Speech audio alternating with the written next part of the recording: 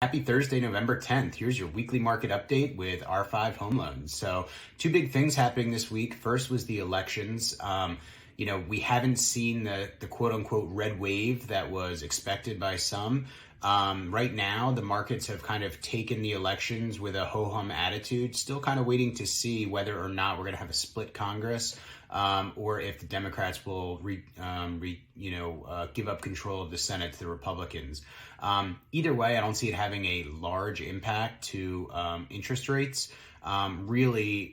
Interest rates are still watching the Fed and the inflation numbers, which brings us to point number 2 for this week. The monthly inflation numbers came out this morning, and for the first time in a while, missed to the downside. So inflation came in at 0.4% versus an expected 0.6 month over month, and year over year 7.7 versus an expectation of 7.9. We're seeing the markets rallying off of this, stock markets rallying, cryptos rallying, and most importantly for us here, the bond market's rallying.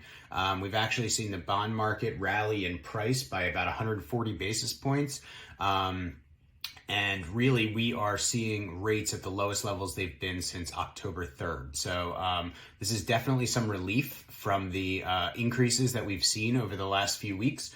Tomorrow, the bond markets are closed in observance of Veterans Day. So the markets will really have, a long weekend to digest all of this new inflation data and to see whether or not, the Fed will, take this and start slowing. I don't think that 1 month will change the Fed's direction, but hopefully 2-3 months have chained together and we can start to see, that kind of an impact. And I think the markets are projecting that the actions that the Fed has taken over the last few months are finally starting to come, and get inflation under control, which will ultimately be a positive thing, even if it takes a few months. So follow us at R5 Home Loans for more, and stay tuned as we continue to follow the markets and give you updates.